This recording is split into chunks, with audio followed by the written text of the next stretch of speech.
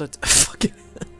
But anyway, these guards will harass you endlessly until you get into a bush, and then I've had so many times where oh, this is what I was talking about, the mission structure. The mission structure is simple. There are some guards over there, but you just gotta avoid them. That's it. But in Freedom Cry, they are placed strategically to screw you up. And not screw you up as in fail the mission, but screw you up as in you can't do the full synchronization. And sometimes they don't tell you about the side activities of the full synchronization, so sometimes you don't even know there is any.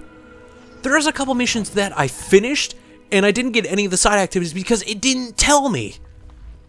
Like, I'm not focused on doing the side activities, I'm focused on getting the mission done. So that's why I like it when it flashes up, do this and this, and you get full synchronization. That's what I liked about it. But in Freedom Cry, it's very different. It doesn't show up at all. You have to go into the menu and find it your fucking self. The only time that happens where it pops up automatically is in the investigation mission. Alright, so here's what happened. I did 4 of the investigations. 4 of them. The eavesdropping one, I hated so much. Because that's what I'm talking about. That's what oh man, nice floor lights, man. This looks snazzy. You know, for $14.97, it's not bad. What, $14.97? $14.96. I think it's 97. 98? Can't remember. Anywho, so I did 4 of the investigation missions. The eavesdrop mission was planned around for me to screw up. So I hate the eavesdrop missions in every game. Anyway, so I did that. In the last mission, all I had to do was find a guy. I got there and the guy wasn't there. There was a little icon saying, "This is the guy that you gotta find," and then you just gotta talk to him. But no, little icon floating over nothing. That's happened before, where I've gone into something, I've done a certain thing to go along with the main mission, and then it just stopped. I had to restart the game to do it again. God, that was infuriating. But that wasn't the worst part. What I did, since the game was glitched, I had to restart it, so that's fine. I got 4 of the investigations done. I already knew that the investigation saved every time you completed one of them, so I was fine. What do you think you'll do when you open that door? I get back into the game. 3 of them are done. And the eavesdrop mission, which I did second, is now I have to do it again. I did that second, and for some reason the game's like, "Oh, you didn't do this. Do it again." That wasn't the worst part. After suffering so many guards up my anus, and all that, just avoiding them, making sure they didn't die, also repeating the shit out of the Pope, and yeah, that's, you dismiss the central thing of your faith. Anyway, I was talking about something, completely forgot. After suffering all those guards, not killing a single soul, I did all 5 investigations. I did all of them. And it's like, congratulations, you did all 5. You know, it lights up the little circle because every time there's a side mission, there's a little circle, and every time you do it, it fills up. The 5 out of 5 investigations, that little circle filled up.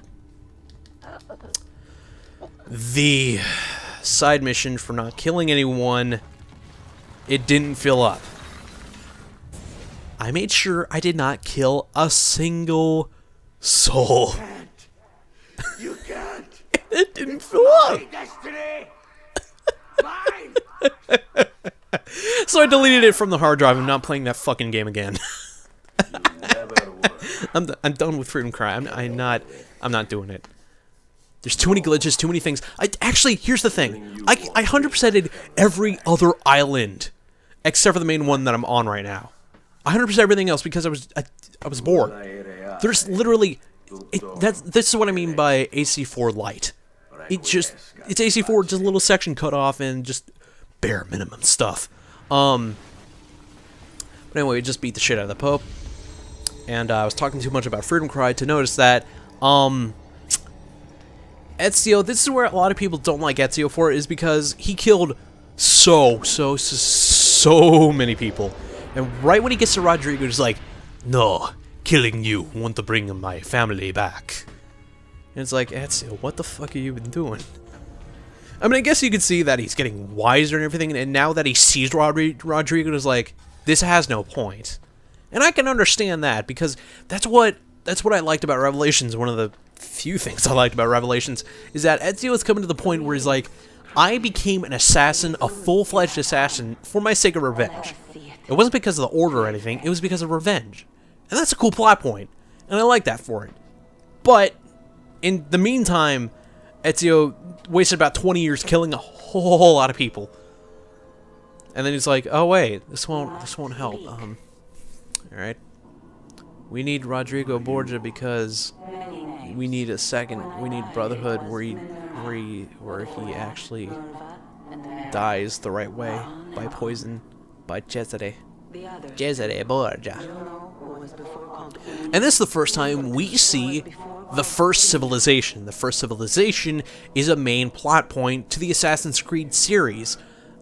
Basically, there are people who came before, and they made the Pieces of Eden.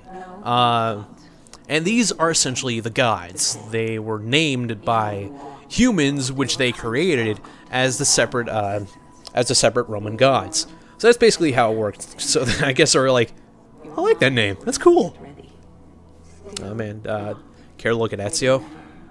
You know, you gotta look at the guy when you're talking to him. Care to look at Ezio? Standing right there, he's like, what the fuck? You talking to the player or something? Not what you are saying makes sense. Can you look at me when you talk? Oh shit. What are you talking about? This is the cool part in AC2, in the Assassin's Creed series. I do not wish to speak with you. Where it's like, she's staring straight at the camera, and you're like, what the f? Alright?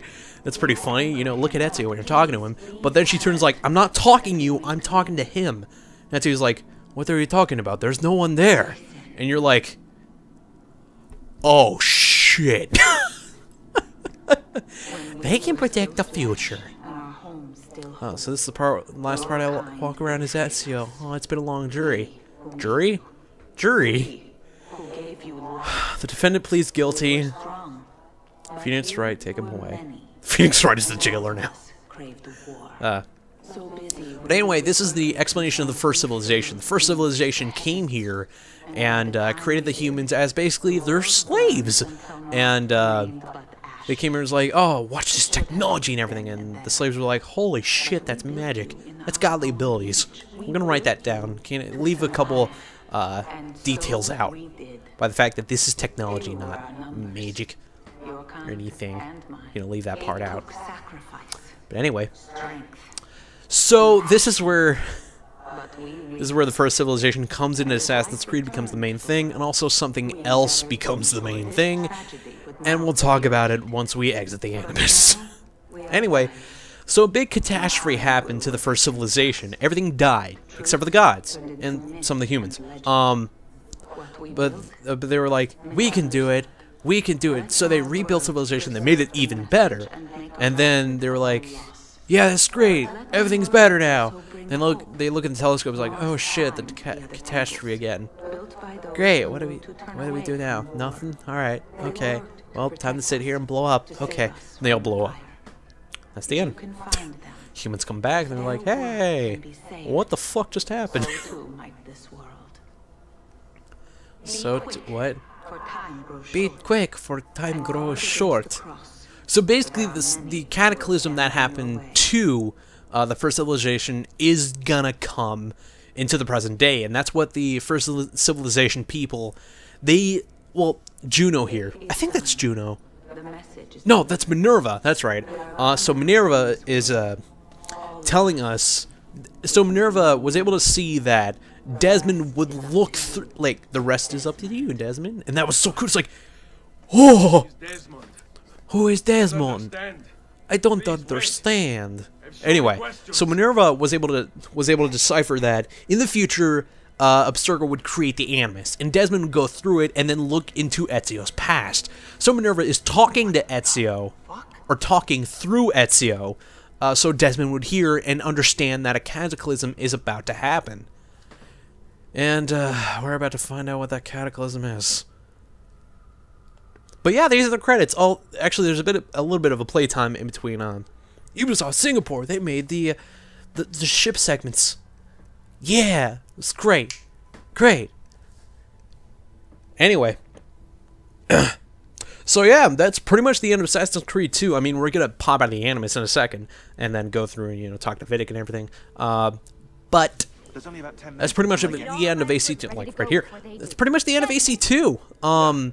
After we go through this little segment, we're gonna sum up everything as long as it gives me enough time. But yeah, I'm pretty psyched. That's it. That's the end of the game. Man, so long. This is actually going to be my longest Let's Play, and that's pretty cool. You know, I finally surpassed Sonic 06. I think that's about to be surpassed by Sonic Heroes anyway, so it doesn't really matter that much. But anyway, you know, shit happens. Alright. Yeah, we're back out. This is the part where I saw Altair became Altair and fucking fucked an invisible bitch. But anyway, what's going on right now? Even though we were able to get the message that Ezio was supposed to carry, we got popped out of the Animus because the Templars have finally found us. And here's Vidic. Hey man, it's been a while. It's been a while since I've seen you. You don't really look much better. Oh well. Kind of you to save me the trouble. What do you want? Yeah, you're welcome. I was planning on just turning myself in, asshole. I always hate it when that happens. Kind of you to save me the trouble. Stop being an asshole. Just, you gonna fight or not? You continue to disappoint in every conceivable way. See, this is what I don't get. So, Warren Vidic, it mentions that I can't talk. It mentions that he saved Lucy once, but it never elaborates how, or why, or what happened. But you know, it's just, nah. This tired argument again. Their blood is on your hands just as much as mine. Exactly.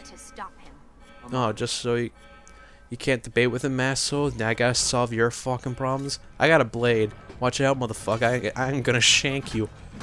This ain't the Renaissance times. You ain't gonna do shit with a board or a pipe. Ow! Don't hit me with a pipe, Lucy.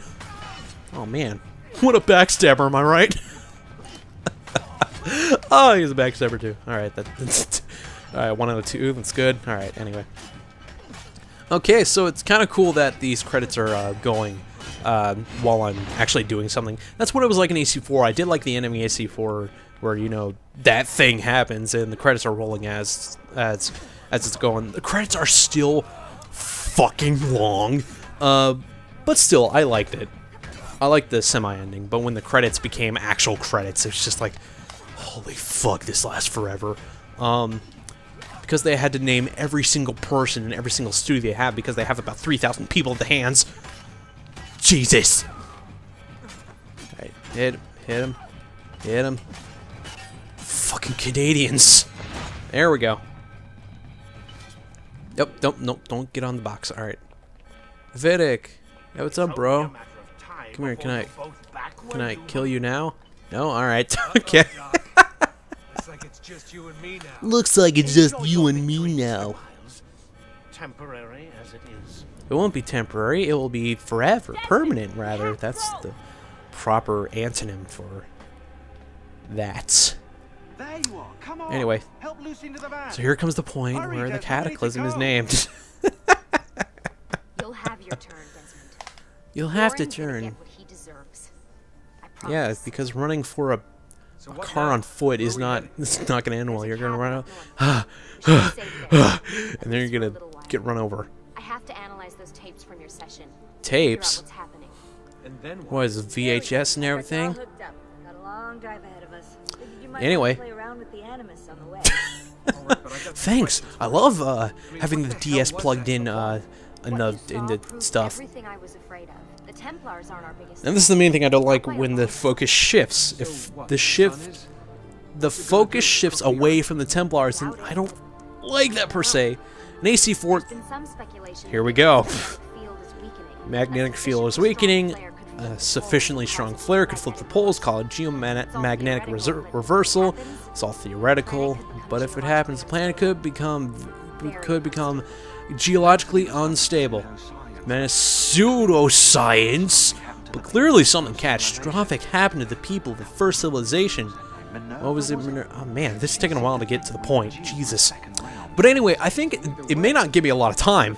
So anyway, Assassin's Creed 2 I felt was a fantastic game. I didn't like the first game very much, but AC2 was a perfect sequel to that kind of thing. I like the setting. There's many different ways to look at Venice, well, Italy rather, and this game is the single reason why I love geology and everything, or not geology, geography. There's so many geos, it doesn't matter. Yeah, geography. It's this game is a single reason why I love geography. I like studying different places. I like everything like that, and that's because of this game. Because it did a very good job of illustrating Italy in a very appealing way. So it made you interested in Italy. You wanted to know about this history because of how well illustrated it was. It was like, oh man, what is this? What is this? What does that do? How does that person link into that? And that's really, really cool. And I like that. It's kind of lost that luster on through Assassin's Creed, but I think AC Unity will bring that back because I'm very interested in European civilization because they had more time building shit than we did because so they made some really cool stuff. Anyway, so I'm gonna love looking at France, the French Revolution and everything. It's gonna be a little bloody, but I can get past that. Anyway, so I thought they would say it, but apparently not. You know, the poles flipping everything, they're describing the 2012 Doomsday Mayan thing. Yep. That's what I really don't like about this game, or rather the rest up until 3, and you can understand why in 3. I won't say anything. But afterwards, the shift focuses away from the Templars, and it just puts in this cataclysm where it's just like, oh, here, cataclysm, here you go, have that to put in the plot. It's so shoved in, and it's just, I don't like it when it focuses away from the Templars. And I'm very thankful that a certain podcast that I watch described this perfectly, what Assassin's Creed really is. It's order versus chaos, and that eternal struggle. And I like it being like that, order versus chaos and everything. But when you throw in this cataclysm, it's just like, alright, okay.